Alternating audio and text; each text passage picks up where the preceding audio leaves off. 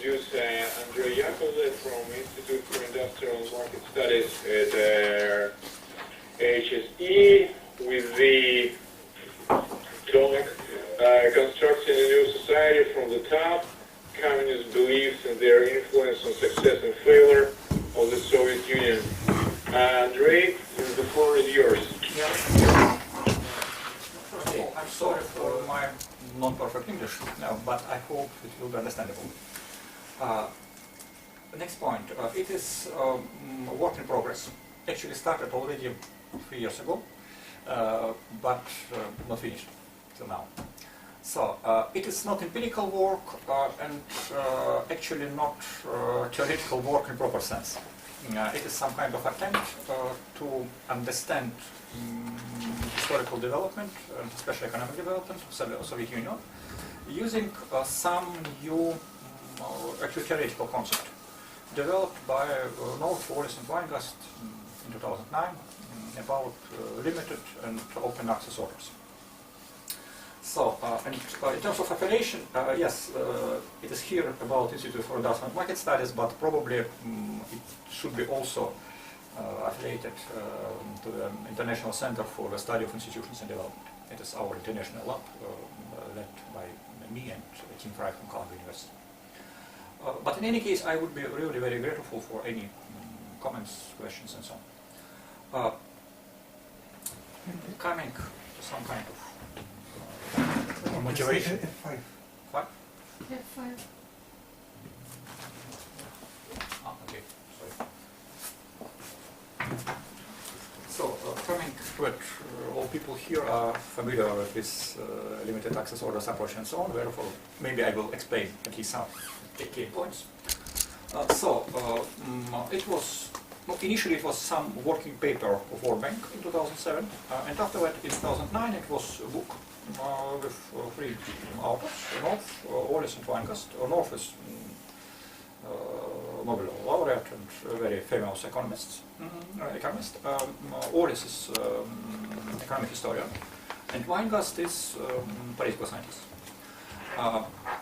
It is quite a big book, about 600 or 700 pages, without any regression analysis, theoretical models and so on, only words.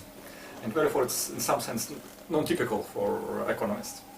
So, but very ambitious, with idea to explain all right on history of human, no less. So, key ideas of this approach and this framework is that violence is a very important factor for economic development. State started to emerge historically as a mechanism to reduce violence. And actually they provide some references to some anthropological and so on research in Central America, before big empires, after big empires, and so on and so on. But in any case, state is mechanisms to reduce violence, but at the same time, according to this approach, practically for all states in the history and for the majority of modern states, we could not observe monopoly on violence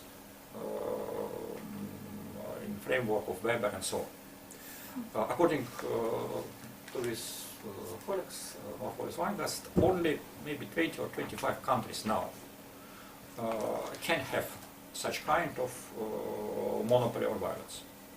And in all other cases, historically and now, we have in reality some influential social groups, and we are talking about elite groups, having at the same time some economic potential, political potential, and violent potential.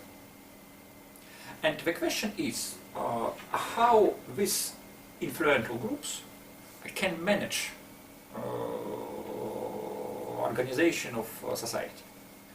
And they can fight each other for resources, some rents, and so on and so on. Separate groups could win in such kind of war, but it can be really very dangerous for all environment. with some killing of incentives to invest anything and so on and so on. Or it can be another opportunity with some kind of agreement about some peaceful solutions. And in this case, we can support some stability, providing some incentives for economic development, for investment and so on. But a key point, and in my opinion, it's really important for instance, for mainstream economic theory. Key point here is that such kind of influential or elite social groups can be agreed to such kind of peaceful solution, to some kind of non-application of violence, only in the case of some compensations. But it means rent. And it means that it should be some barriers to economic and political activity creating these rents. And no, in my opinion, it is really quite contradictory point, taking into account all policy advice of World Bank, IMF, and so on and so on during the last 20 or 30 years about elimination of barriers in developing countries, transition countries, and so on and so on. So, additional important points in this framework is that it is not static situation. Such kind of orders, and we are talking about limited access orders. It is not closed access, it is exactly limited access, creating some rents for this influential social groups. These orders can develop from a very unstable, fragile stage with some elements of peace and elements of war and so on and so on, to some basic stage and to some also mature stage. Also historically it's possible to observe some transition, but not from socialism to capitalism and so on, but from limited access to open access. And in this first book in 2009, they provided 3 historical case studies about France, UK and US in actually 18th century and early 19th century. And they describe 3 so-called doorstep conditions which are necessary for the start of this transition. And according to these authors, transition process can be about 50 years, not 15, 50, yeah, whole century. But to start this process, it's necessary to have, firstly, rule of law, but not for citizens, for elites. So it should be some set of agreements between key elite groups about unified rules for members of these groups. Second point, and historically, for instance, in UK history, Charta Magna, yeah, I suppose it's Magna Carta? Magna Carta, yeah, I'm sorry, yeah. Magna Carta, it is some attempt of elite members to approach to rule of law for elite. Yeah. But in reality, it was implemented only some centuries after that. But in any case, North stressed that it's necessary not only to have these rules, it's necessary to have some mechanism for enforcement. Because if we have king and some lords, a king clearly, in average, has much more power. And only if there are some organizations representing interests of relevant elite groups, only in this case it can be some kind of balance between king and these elite groups and so on. But we stress that it's necessary to have in mind not any organizations, but so-called perpetual life organizations, which were organized, grounded by some people, but which could survive after removing of this initial grounders and so on. And from this point of view, we are talking about political parties on one hand, and also about corporations. In my opinion, in current work, it is also about trade unions, also about business associations, also about non-government organizations and so on. And last, but very important point, is about consolidated political control on the military. Based again about some kind of political institutions and some kind of agreements between key elite groups.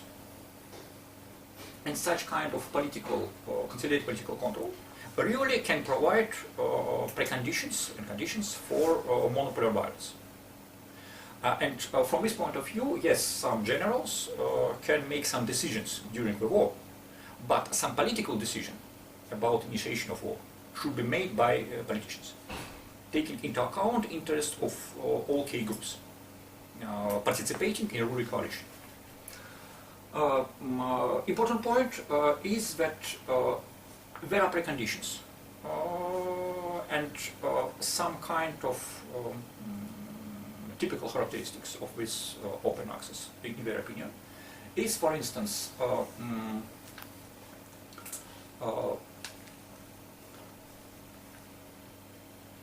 granting franchise, yeah, suppose it's so, to participate in elections, yeah, for masses, not for small groups representing elites. It is in political life. And in economic life, we are talking about some changes in the process of corporation development. Because initially, for instance, in 18th century, corporation, it was some really very big privilege.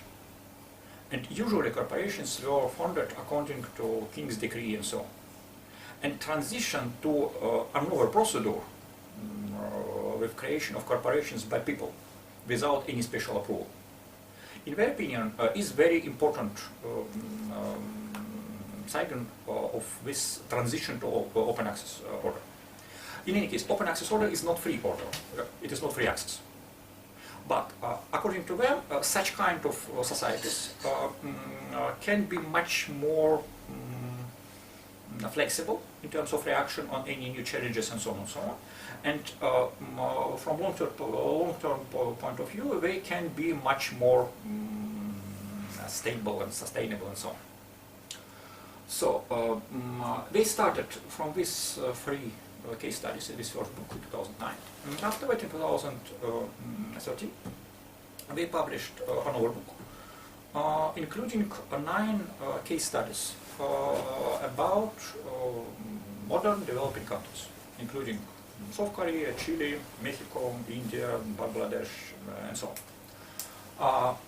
But it was interesting for me that in both these books, they practically didn't mention transition economies, including former Soviet Union, including China, and so on. No, for instance, in this first book, about 600 or 700 of pages, they provided some references to China and Russia, I think only 5 or 6 times in footnotes.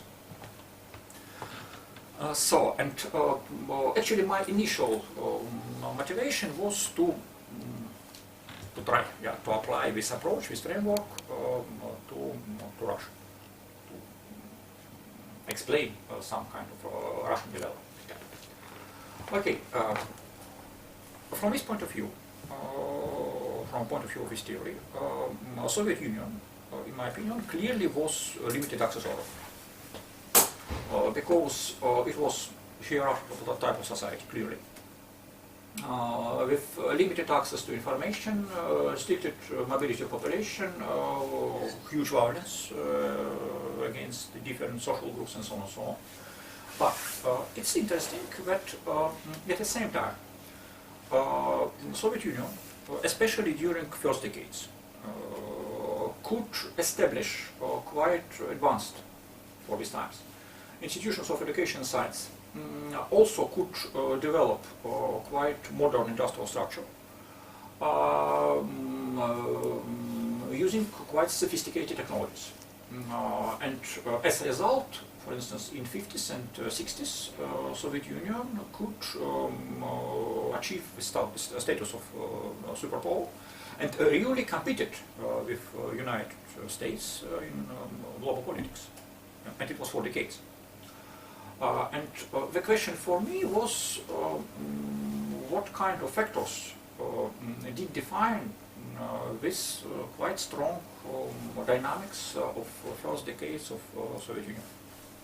And actually, after the next slides and so on, I will try to explain this story from the point of view of this theory. Important point is that on one hand, clearly it was limited access order, but on another hand, at least according to some parameters, the Soviet Union was quite close to these doorstep conditions.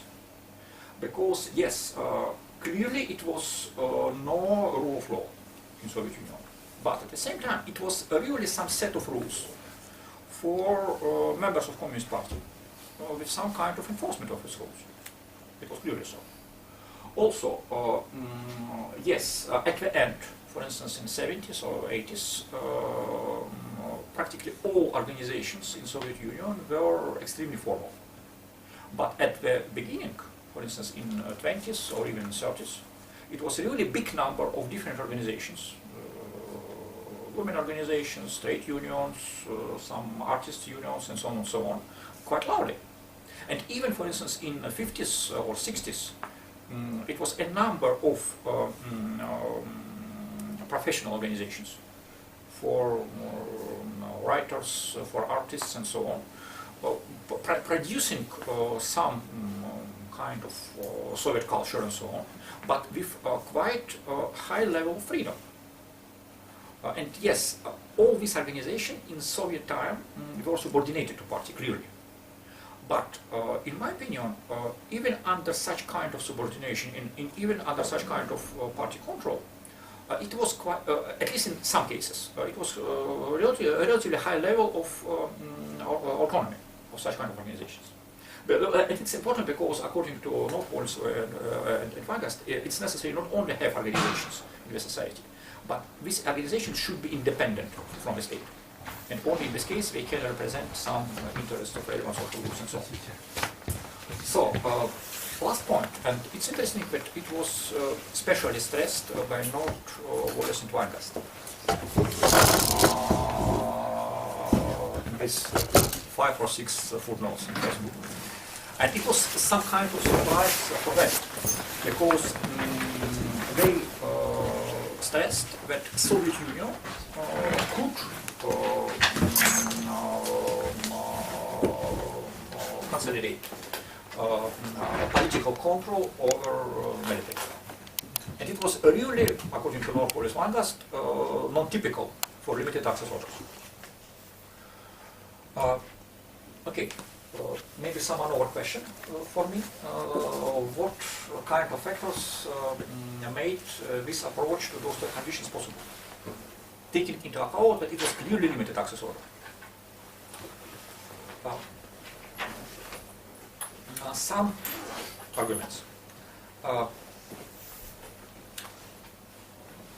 Actually, talking about doorstep conditions, North Polish Vanguard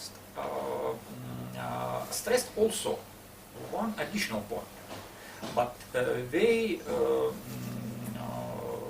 do it only at the end of this book, Virus and Social Orders. And it is point about some common values. Because these agreements between key elite groups about some peaceful solutions, rule of law for elite and so on, can be possible only if these elite groups and members of these elite groups share some common values. And if they are thinking and driving by totally different values, they simply cannot support these agreements and so on. But at the same time, North Poles and Vanguard actually didn't explain this point, in my opinion. And no, because in my opinion, it would be necessary to show historically, for instance, for France, for UK and for US, how these common values could develop in these countries. Because in my opinion, it was also a very important precondition for this transition. And my point here is that some kind of success of Soviet Union in early decades was based exactly on these common beliefs in social equality. And it was some set of values proposed initially by members of this Bolshevik party. And these values actually, for quite a long time period, due to different reasons, I will talk about it, were really shared by a significant part of the population. And in my opinion, it was really very important for development of this society and for some kind of success of this society, for at least for some for first time period. And exactly after devaluation of these values, starting in my opinion from 60s, we could observe some stagnation of this system.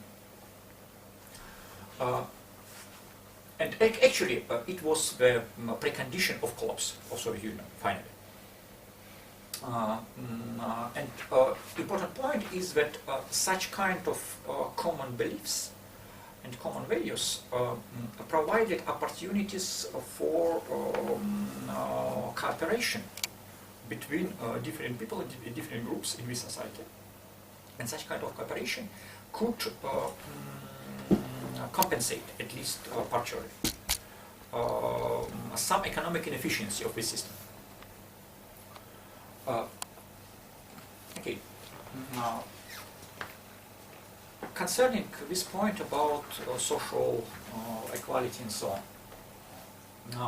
no, actually it is one of basic ideas of Marxism.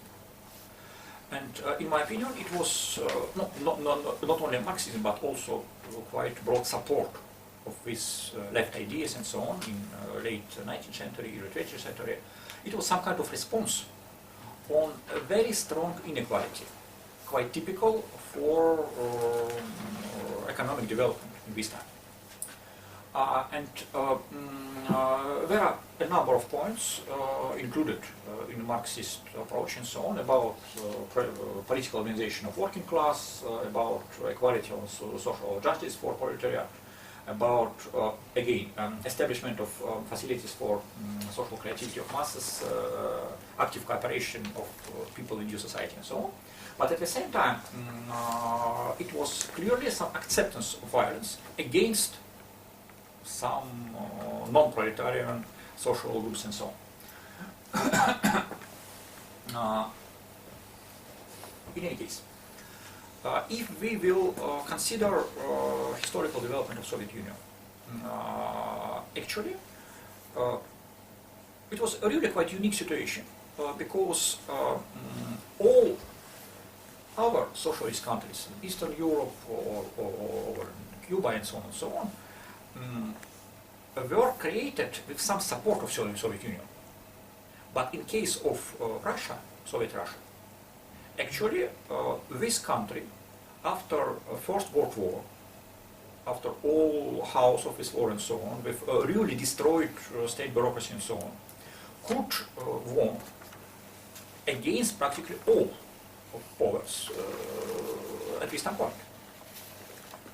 And in my opinion, it was done exactly due to these promises to grant land to peasants.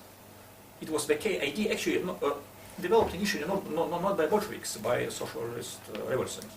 Yeah. But Bolsheviks really implemented this approach. And exactly because all our parties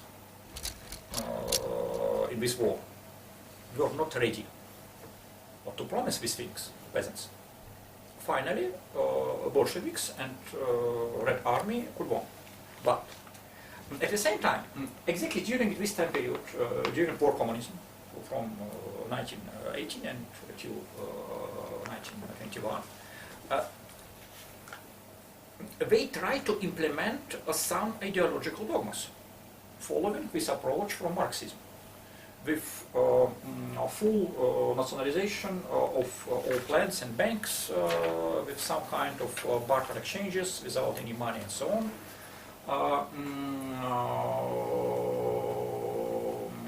With some kind of withdrawal of all surplus food in food production in countryside and centralized food supply in cities and so on.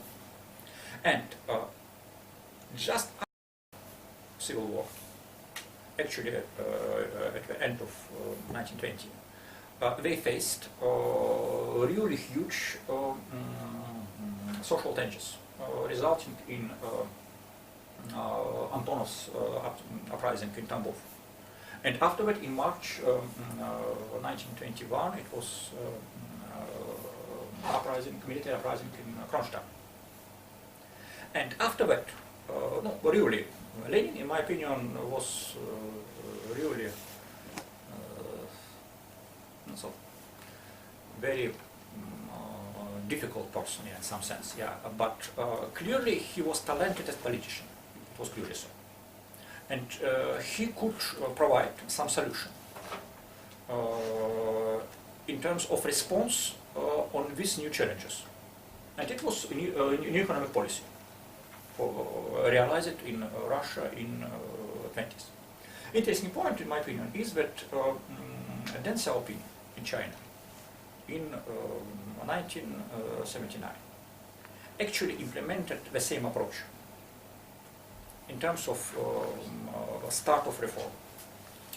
And in Russia, new economic policy during 7 or 8 years provided really huge incentives and opportunities for recovery. It was clearly so. But it's also interesting that in some sense, this situation, again, it was against some ideological dogmas, clearly. But in reality, this government, Bolshevik governments, implemented many things providing some social security, clearly. At the same time, they started some big infrastructure projects like Goylo and so on. They started to invest some money, actually, after First World War, Civil War and so on, actually without having any significant resources.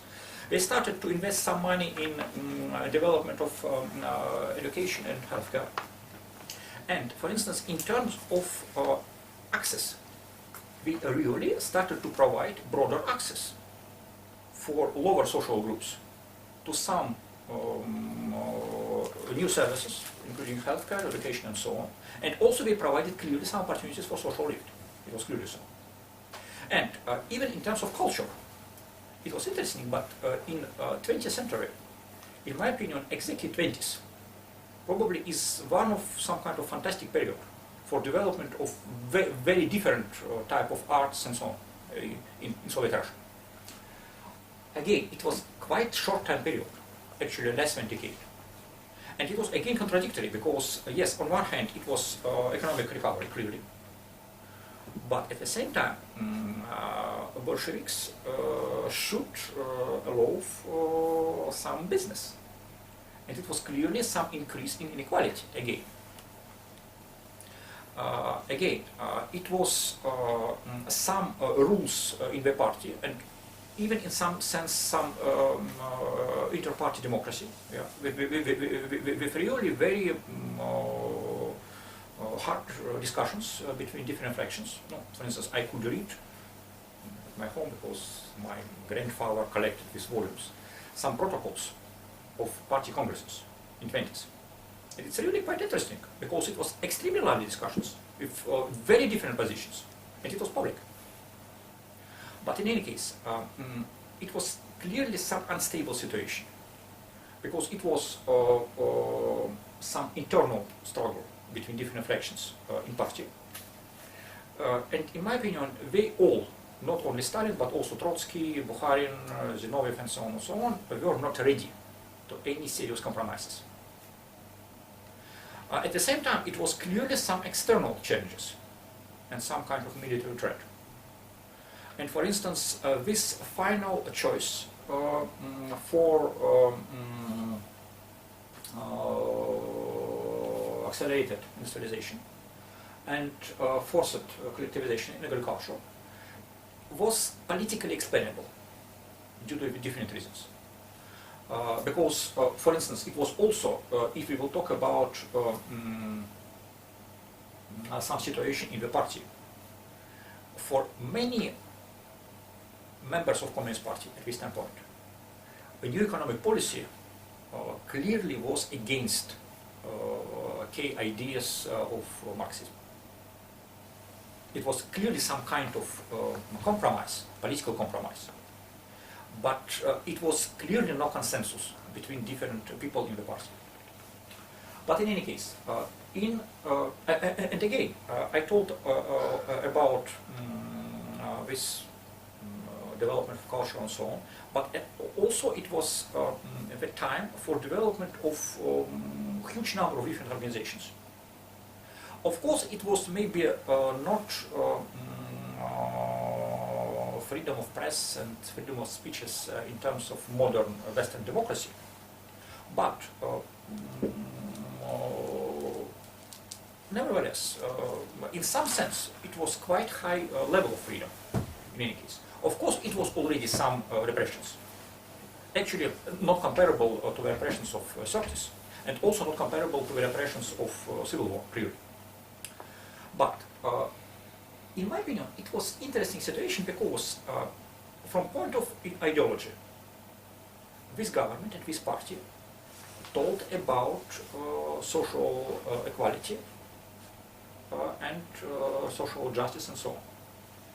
And in terms of some real outcomes, we really increased incomes for poorest groups on one hand, clearly. On the other hand, we provided clearly broader access to many representatives of these lower social groups.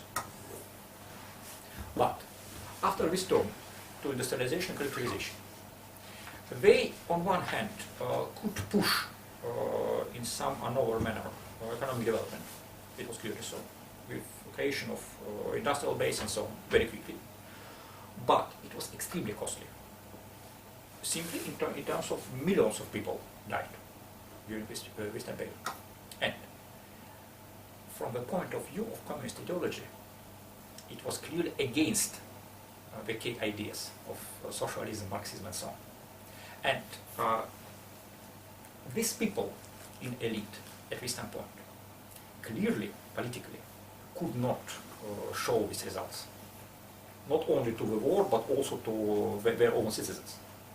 And therefore, they started to restrict access to information and started to impose some restrictions on mobility. And starting from this point, from 30s, some new system started to develop. And it was clearly some kind of hierarchical system with different rules for different social groups. Because for lower groups, it was some state propaganda, clearly some minimal living standards, clearly, yeah. Some opportunities, because this new system and new economy needed for engineers, for teachers, for doctors, and so on. And for instance, higher education, during actually 30 years, starting from 30s until 60s, really provided quite high payoff. And really it was access to higher education, clearly. But at the same time, all these people in lower groups were really restricted in access to information. And it was not only access to information about repressions, it was also access to information about war. Because they could only from Soviet newspapers know about some development in Europe, in the US, and so on. And clearly it was some distorted information. concerning elite, for elite, this, and in my point of view, it was some kind of exploitation of these communist beliefs supported at lower level in masses. Because people believing that yes, they are working hardly, but they are working not for themselves only, but also for their kids and also for all human society and so on and so on. It was a great idea. Yeah. But if we will talk about elites, clearly it was a much more complicated story because people in the elite, especially at higher levels, clearly could have access to information. And therefore, it was necessary to use some novel tools and some novel instruments. And it was some kind of system of stick and carrot. Because already in 30s, the Communist Party established some system of nomenclature and so on. And in some sense, it was similar to this rule of law for elite, because if it was really impersonal rules, and if you were the member of this elite, achieving some status in this party hierarchy, you could get access to some better apartments, some kind of food supply, and so on and so on, some dachas, cars, and so on. But it was according to social status, and it was correct. At the same time, it was stick in terms of repressions. Because, in my opinion, no, again, I'm not a historian, but clearly repressions was not only against elite, it was about many different social groups. But in terms of percentage, in my opinion,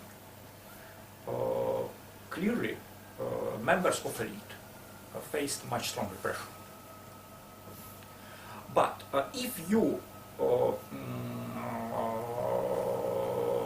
could be ready to comply with all these rules and to follow this ideology, you could be successful in terms of career.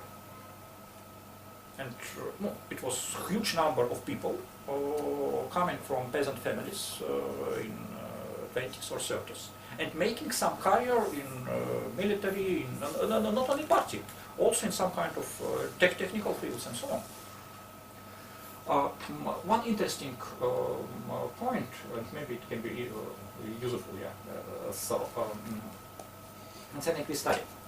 No, actually, all my talking here can be considered as some kind of speculation, clearly, yeah, I understand it. But it was quite interesting research made in late 40s, actually in 46, 47, by Joseph Berliner. He's really very famous US scholar, focused on some former Soviet Union and so on. This project was commissioned by a Central Intelligence Agency with idea to understand how Soviet film works. And it was based on a number, I think it was about 30 in-depth interviews with former Soviet managers of different rank, from chairman of kolkhoz to some director of some industrial plants and so on, about their operations in the economy. It was published initially in Quarterly Journal of Economics. It's interesting. It was high-level economic journal, but it was, in my opinion, fully sociological paper. Yeah. Based on in-depth interviews, and this in-depth interview was, in some cases, about 10 or 12 hours with every minutes. Important point, these people were interned in Germany or in US after Second World War because they were in the territory of Germany, and due to different reasons they could not come to Soviet Russia. And at this time point it was clear for them and also for interviewers that these people never can come back. It was rule for this time. No, because if they will come back, they clearly will go directly to, in best case, concentration camp. So, but these people stressed that yes, a planned economy had some inefficiencies like shortage and so on, but it is much more better and much more efficient compared to the market. Again, they were representative of elite, clearly, but not top level.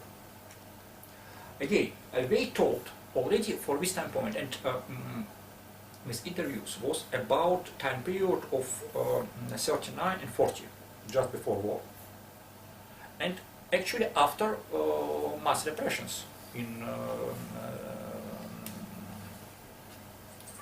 37, 38.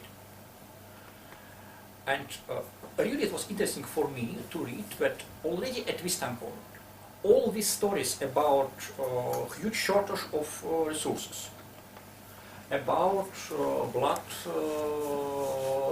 Tolkachi and so on, no, because I read all these things in 80s. And for 80s it was understandable. But all these things were already in late 30s.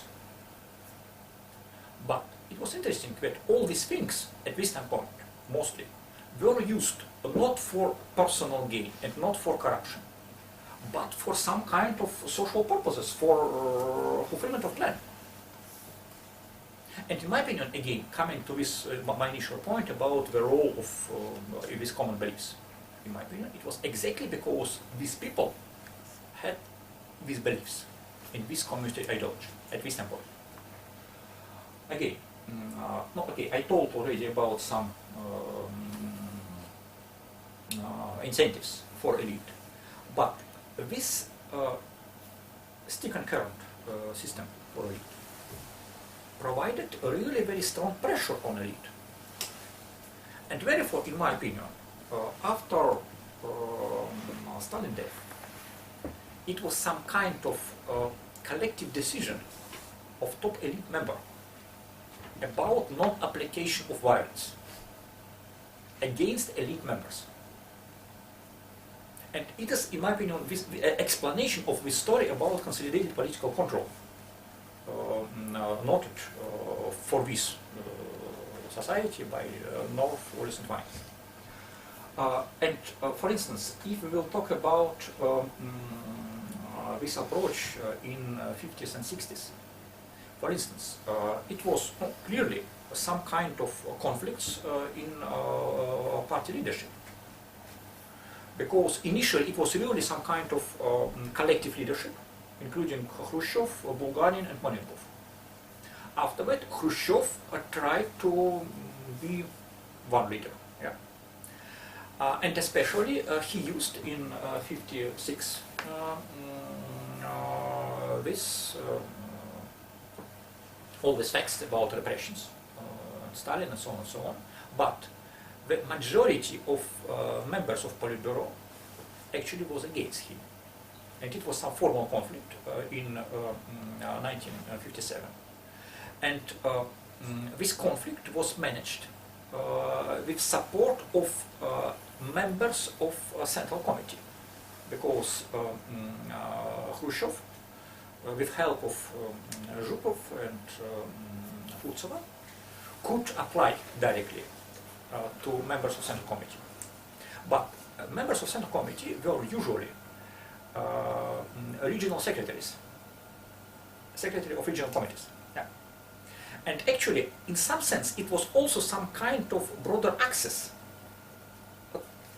to these people, to some kind of decision making.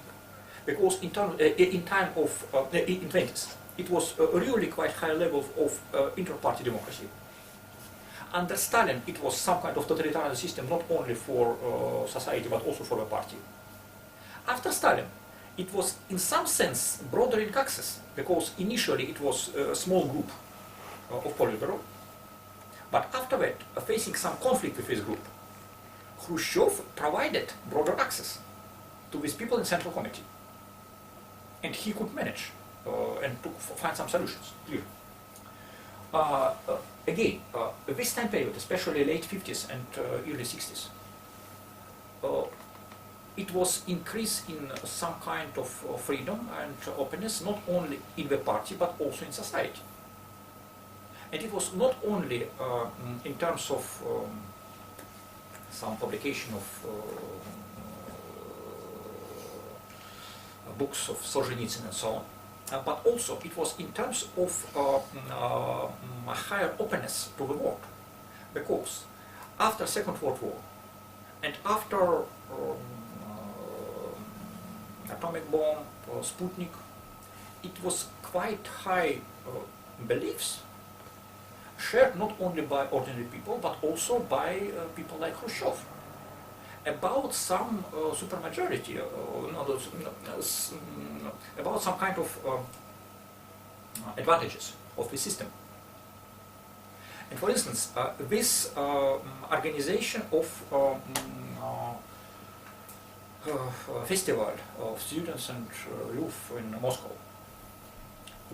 in some sense it was propaganda, because yes, it was Eastern Europe, but it was another story because it was simply a Soviet army in Eastern Europe.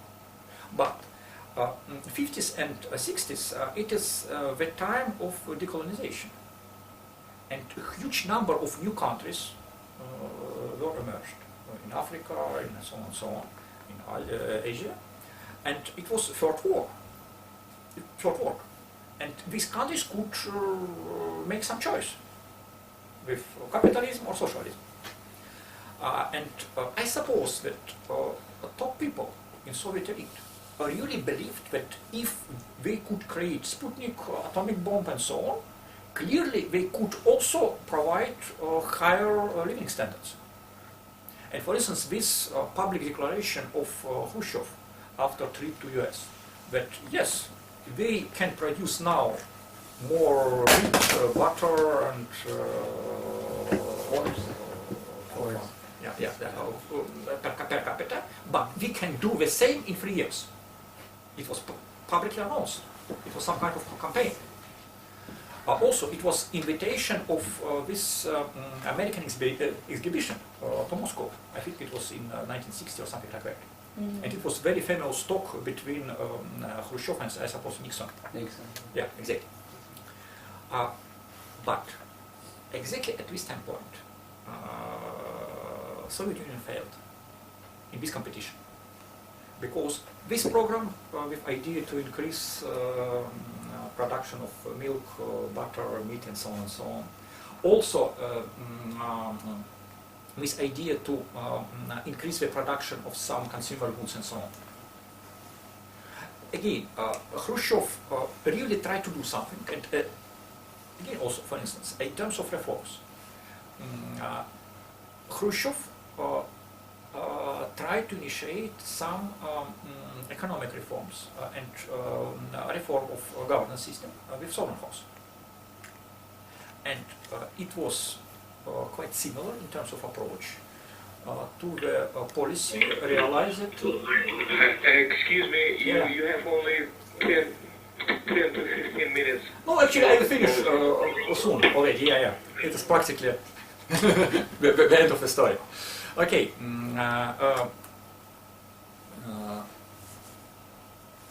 It was quite similar to the approach implemented in China in terms of some kind of competition between regions as some substitute for political competition and so on and so on. But Khrushchev failed, in my opinion, first of all, because he was maybe not so experienced and so on. No, actually, he had practically no education. Maybe 3 or 4 classes, really. Yeah. He tried to do something, but he could not manage all these conflicts in the party. And for instance, but it's also important because all the stories in 1957 and also in 1964 with removal of Khrushchev, yes, it was quite serious changes, but all these people, including members of this anti-party group and also Khrushchev himself, could simply retire. And it was quite different to the praxis of Stalin time. And in my opinion, again, it was some result of this consensus in elite about non-application of violence against elite. But another important point with Khrushchev was that he, introducing all these reforms and so on and so on, he was clearly, strongly against market. And as a result, already in 60 or 61, government should introduce again some rationing of food supply. And it was 15 years after Second World War, clear. And for instance, in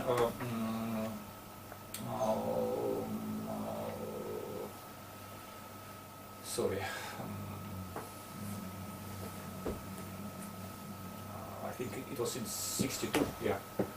It was workers uprising in Novocherkassk, really suppressed by army.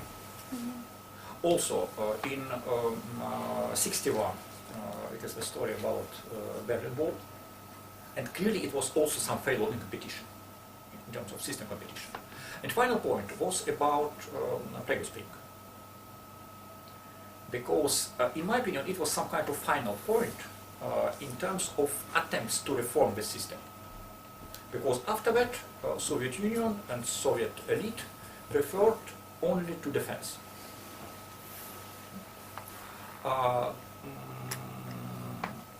But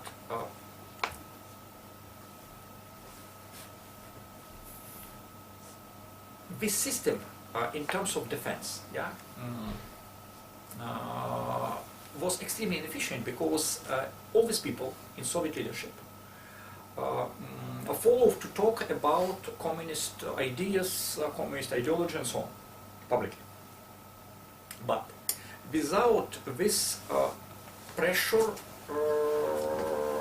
of security bodies and so on, they could free talk about real situation in their homes.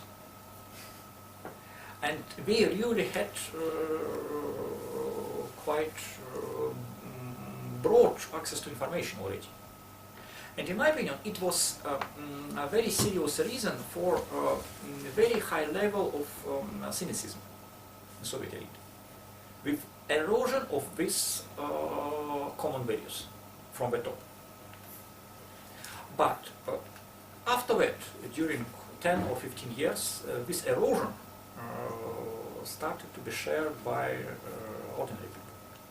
Because yes, elite tried to limit access to information, but they could already not they could not already to close all contacts and so on. So no, maybe actually some final comments.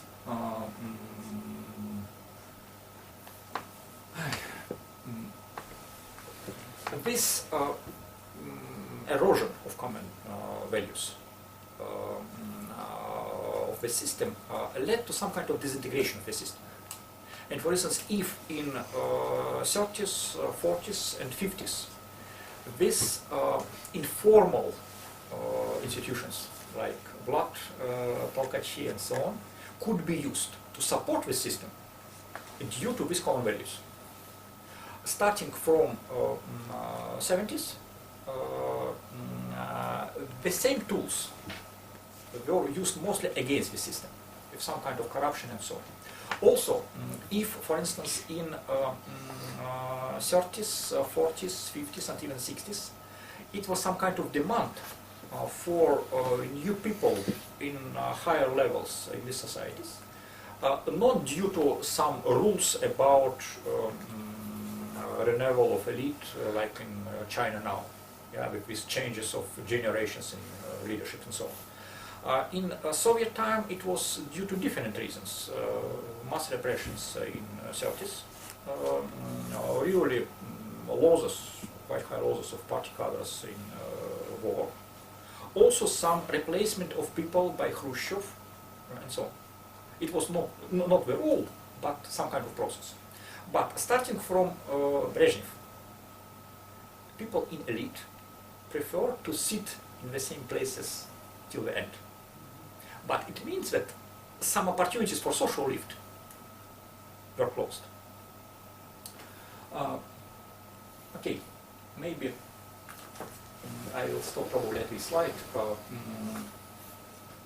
Some consequences. Yes, Soviet Union failed. Because, in my opinion, this initial, really quite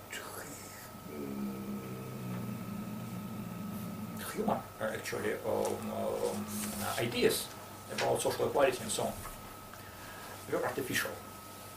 It was not the consensus between key elite groups.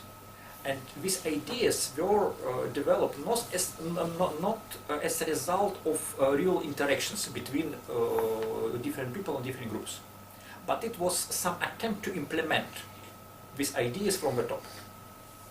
And clearly it was failed. But it is important, in my opinion, is that, for instance, there is some kind of citation from Northland, Ollis and Weingast about some changes in understanding of open access from 19th century to 20th century. And for instance, if in 19th century it was enough to provide some access to political activity and access to academic activity, in 20th century it became also very important to provide some sense of equality, equity and so on and so on. But in my opinion, it was the result of competition with Soviet Union. Or maybe I will stop here. So, thank you. So, Edward, I finish.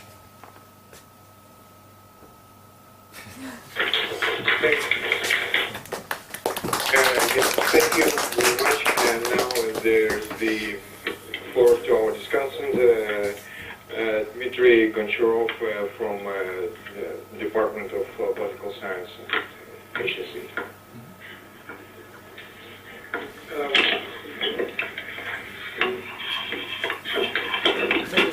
We're going to see each other just after this presentation. Just a second, we'll fix it.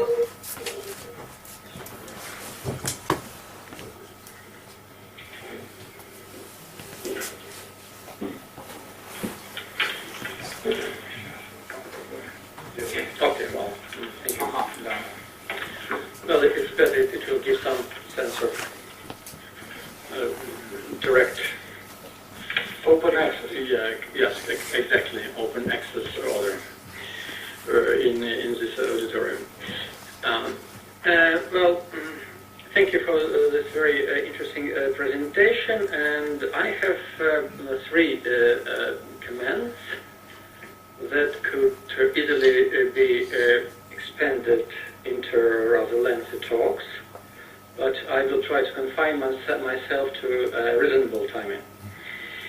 Comment number one is about doorstep conditions, and as far as I understood the paper, it's kind of a key both theoretical concept, which was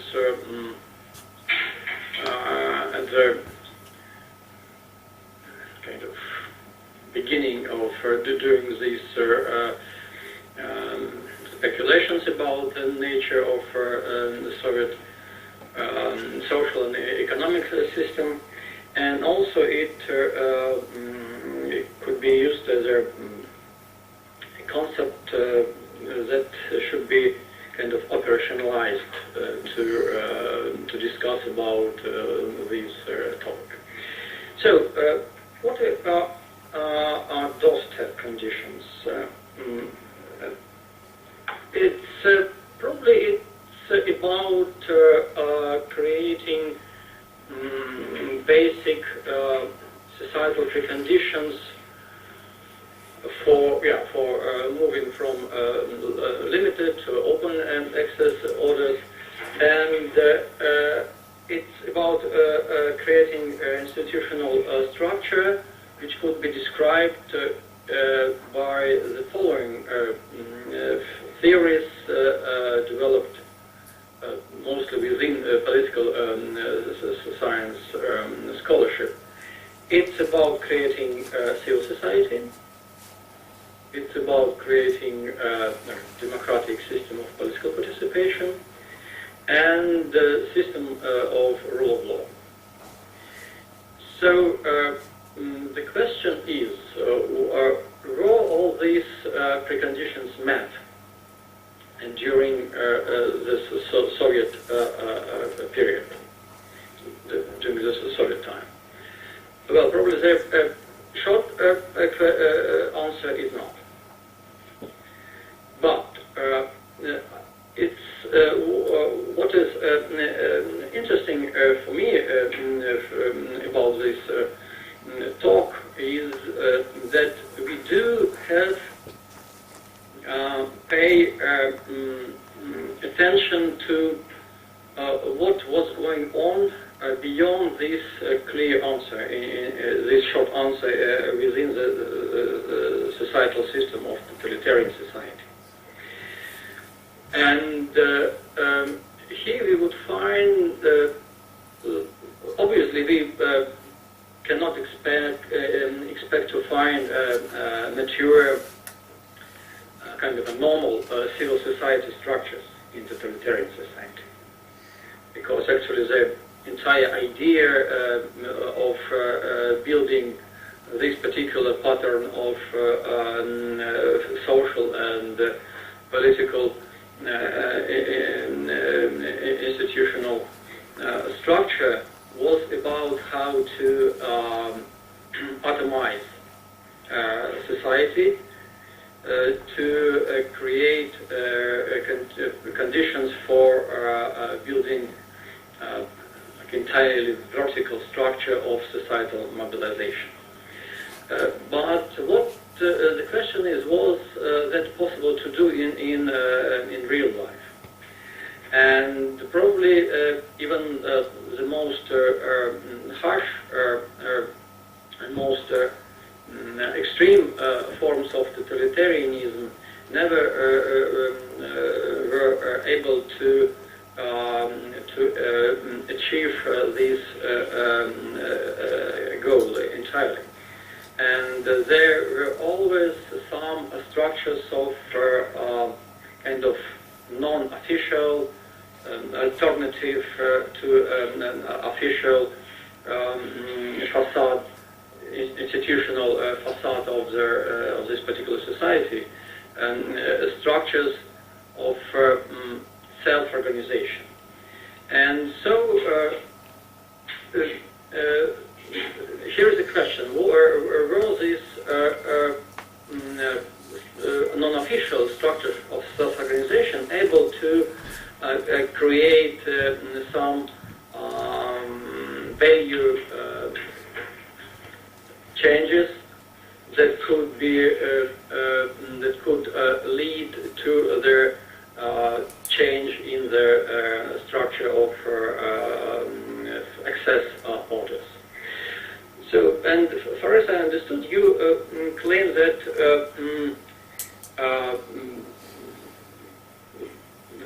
these changes that implied a shift from mostly official belief system that dominated social life of the USSR back in Stalin's time,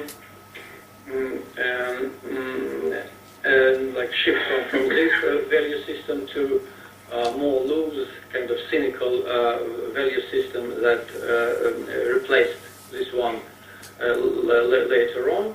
That was a major reason for losing, for the system to lose its legitimacy within the Soviet society. And here's another, so this leads me to another comment that I'd like to discuss. It's the problem of how to study the Soviet political culture.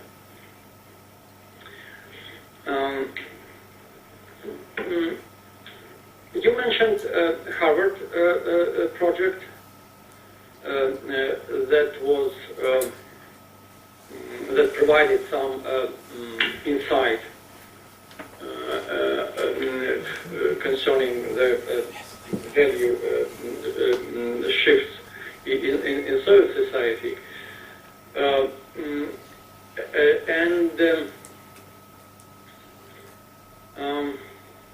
But still, I didn't see any kind of kind of systematic grounds to explain, especially elite value changes that could be drawn from these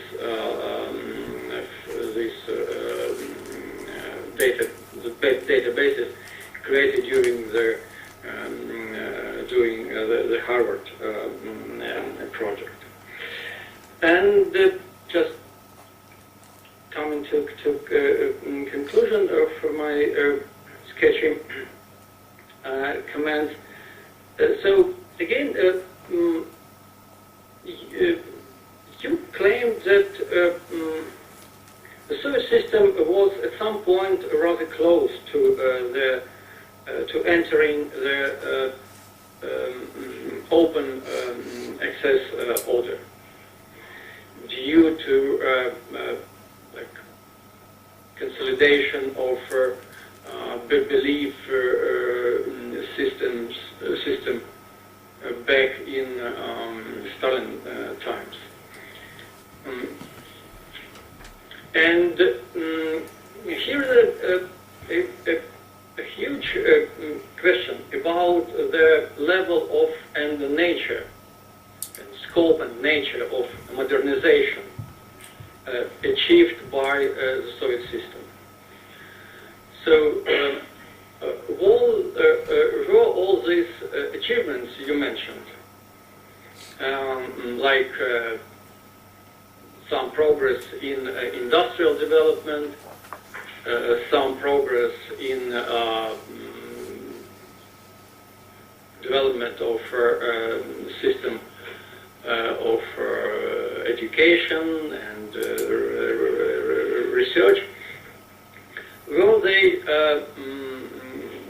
clear indicators that would allow us to define the economic and social development during Soviet times as a process of comparatively successful modernization? And here I would like to mention a concept suggested by Richard Rose, and actually it could be, I need just probably a couple of minutes. And actually it was also suggested by many others who were involved into the debate about under the title of Revolt Against Modernity. And the concept suggests that actually societies like Soviet-type societies, they never were modern, and actually they never were able to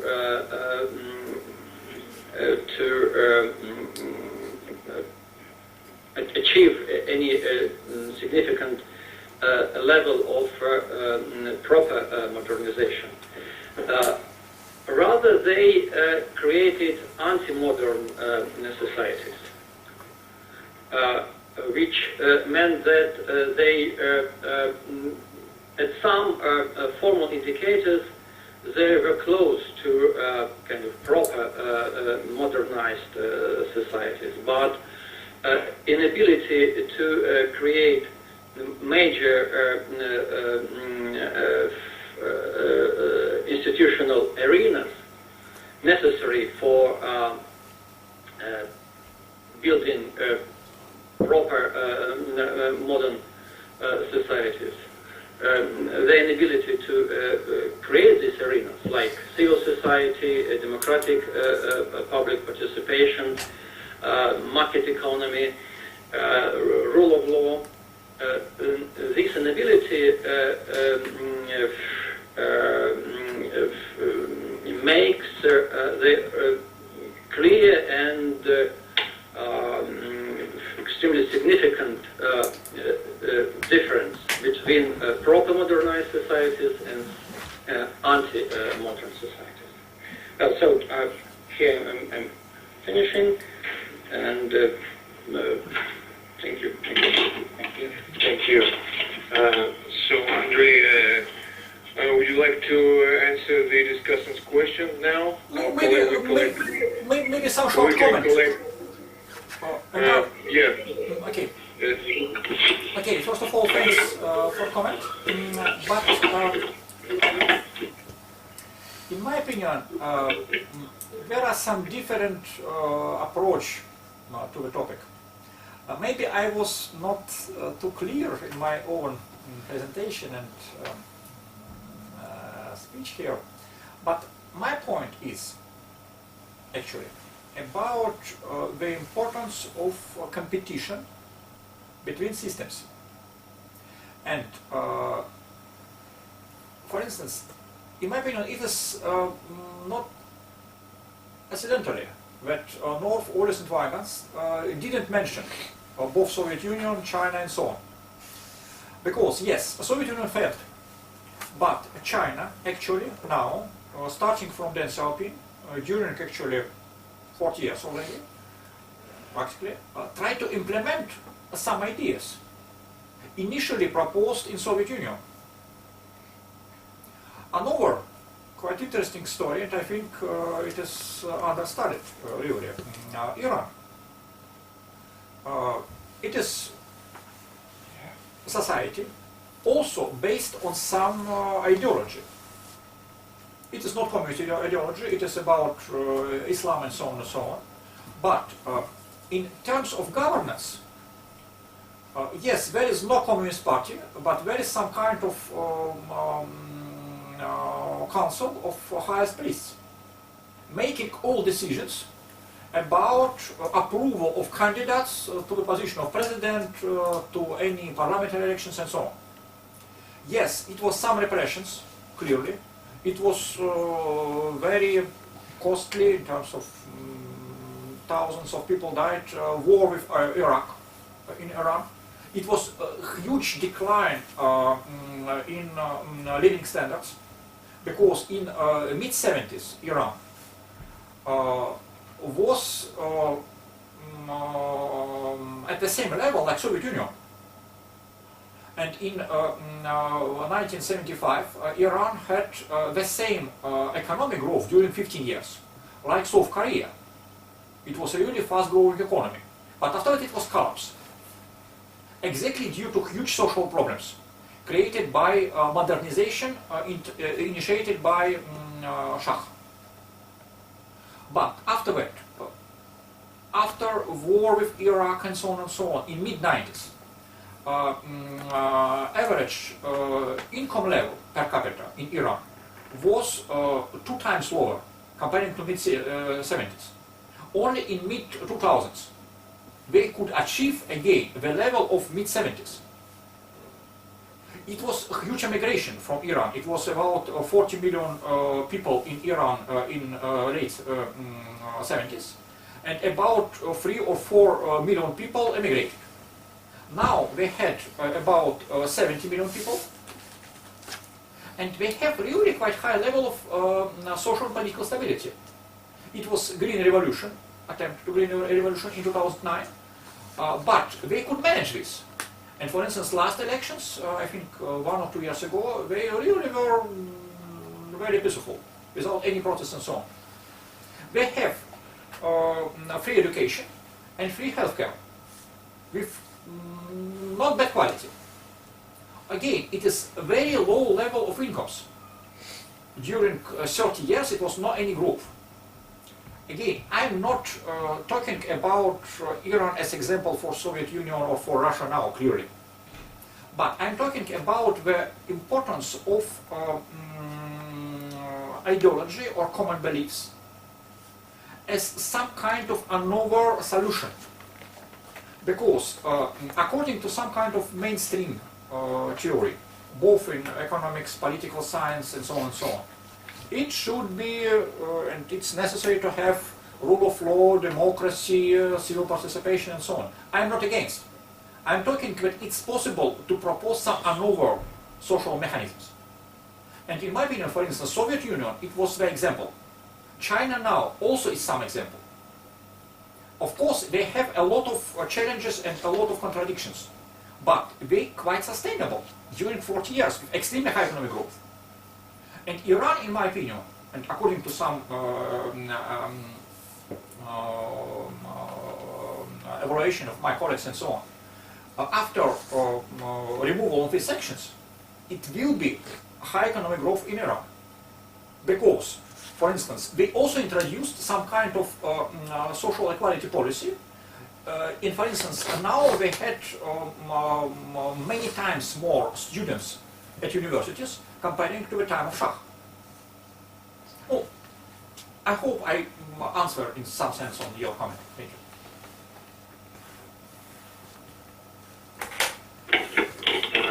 Yes, thank you. And we're running out of our time. So please be brief with your questions and please be brief with the answers as well. Well, maybe then we can collect questions. Yes. And then you can reply in one batch. Yeah, to all of them. Yeah. You have the schedule. So, yes, thank you very much. It's difficult to say something new about the collapse of the Soviet Union so many years after, but I think you're going a long way. You're making progress, trying to find a new solution to this question.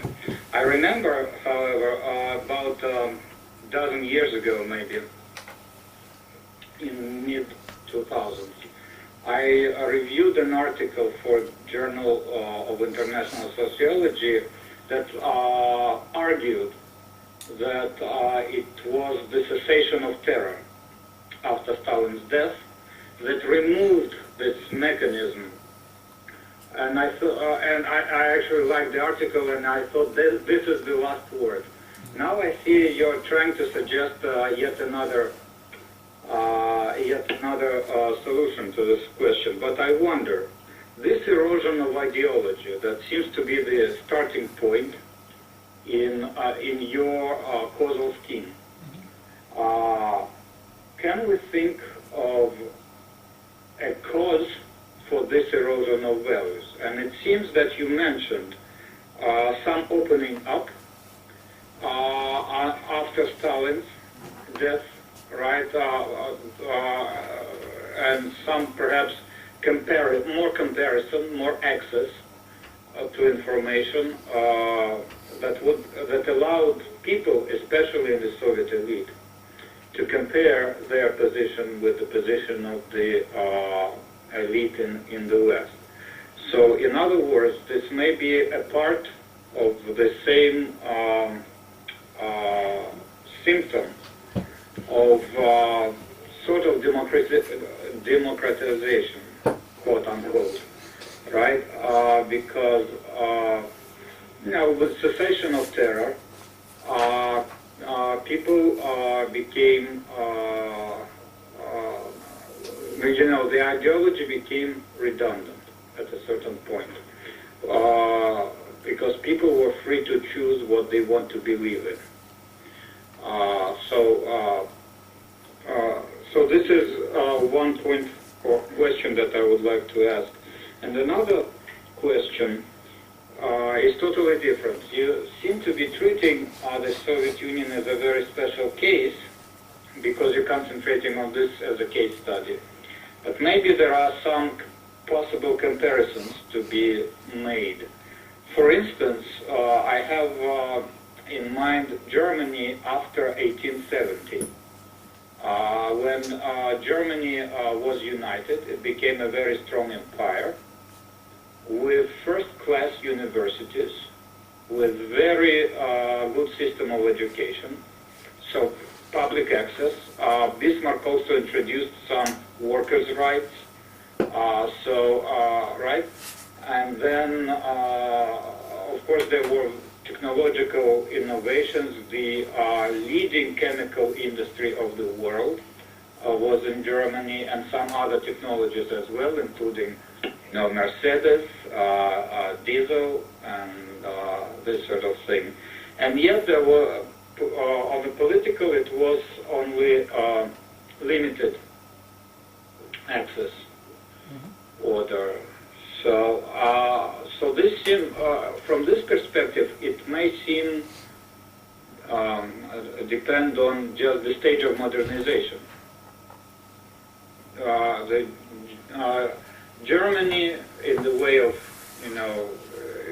of its level of development, was similar in 1870, was similar to the Soviet Union in 1930s, 60 years later. Thanks.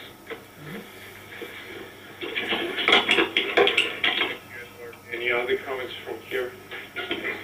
Please come up, please. Thanks a lot for your presentation. I have two short questions.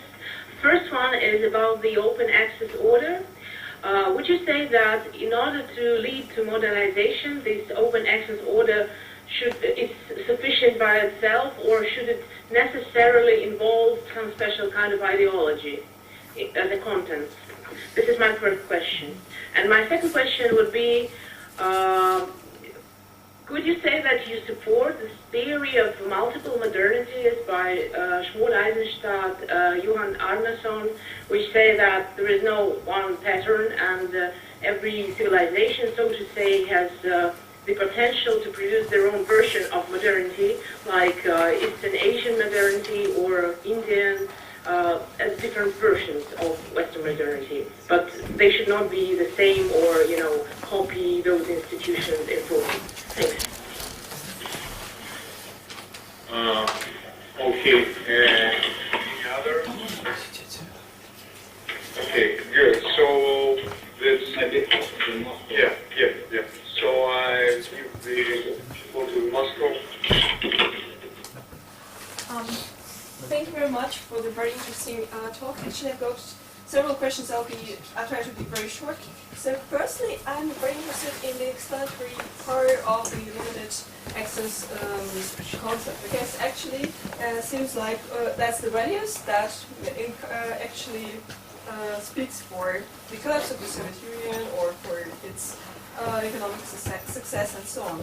And as you see, for example, access to education or social mobility, we do have that in China, yes, and still in case of South Korea, it's even more interesting. I mean, and that's, you do not have access to all that, but you have just the ideology, and that keeps it going. So it's sort of in accordance to what also Anna just now said. And besides, I was also very interested in, like, in the revolution case. I mean, you really had open access in that case. I mean, during the 1970, 1980, maybe, it's also a totally different thing. Yes, so these are my questions. So, more questions? No. Well, can I add something? Thank you very much for your lecture. The first, I would say, for me to come here, I want to say it's a part to explain why Soviet Union collapsed, because every system fails. But what matters is how it failed and at what time. And if I understood correctly, you are trying to explain this through the belief in the communist system, the ideology. And because the belief does not really coincide with reality, they fail. So, but is that possible to consider an institutional approach?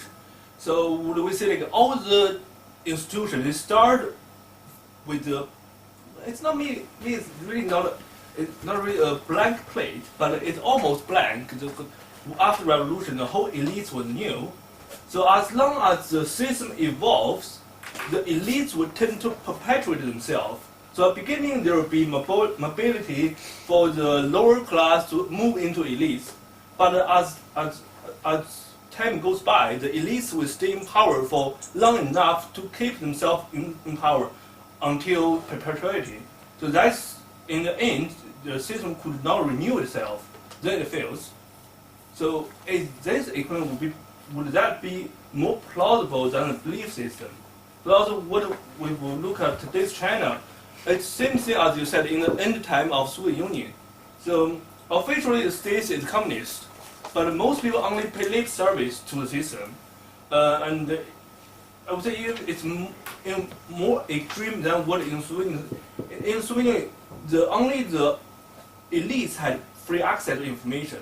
But in today's China, a Vietnamese still communist country, a much bigger proportion of the public would have access to information.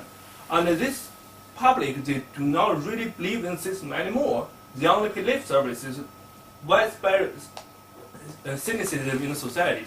But the society could still perpetuate, at least right now, probably because the system still has these channels for lower class to move into elites.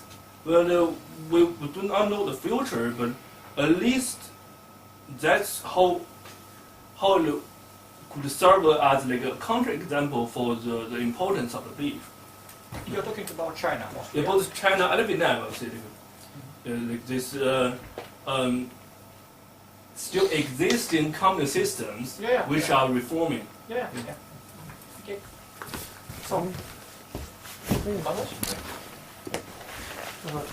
I also have some questions. I will try to be short, but there are actually more than two of them.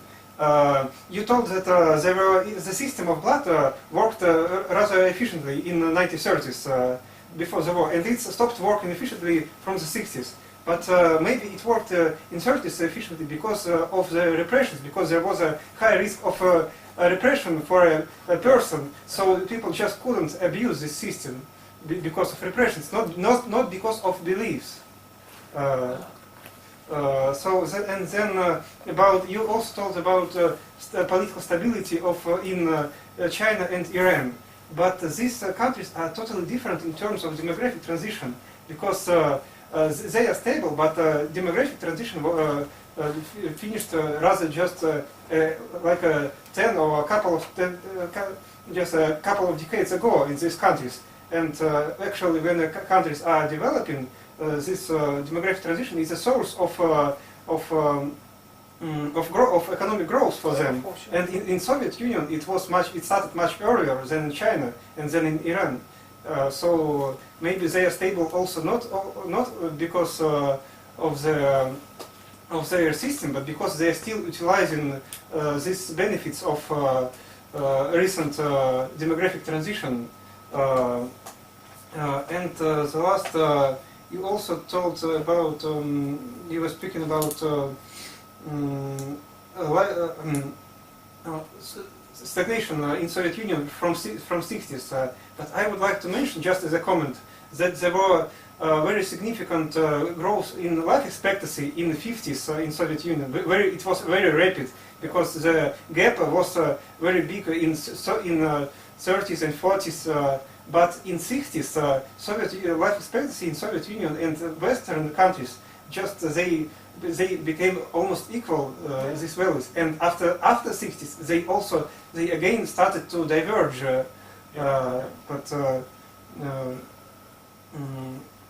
Yes. Thank you. okay. So can I answer? Yeah. Okay. So again, thanks a lot for all comments. Probably I will start from this comment of Eduard with this comparison to Germany. It's quite interesting because I know a number of German colleagues initiated some kind of case study about Germany after all these books by North and so on and so on. And it was even some special issue published, I think, in last year by Constitutional Political Economy.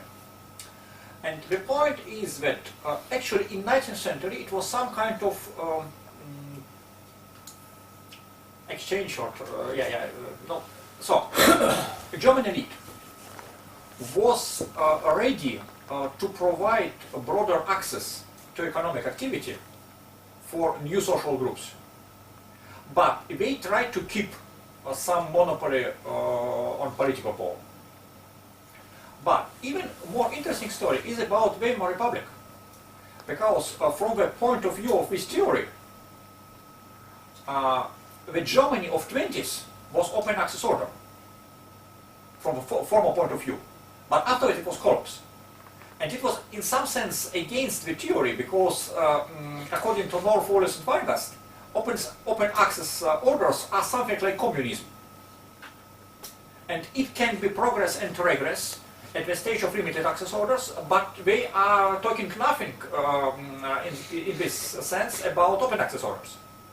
So from this point of view, German case is really quite controversial. But for me it's also quite interesting, important in terms of ideology.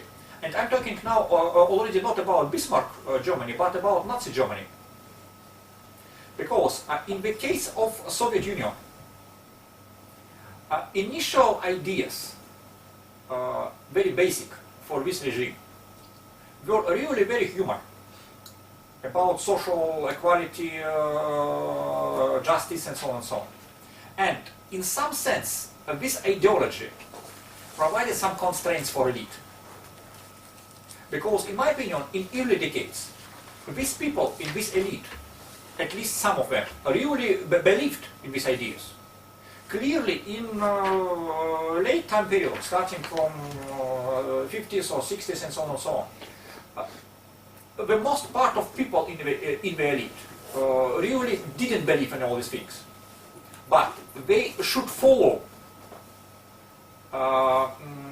these ideas because they were basic for this society.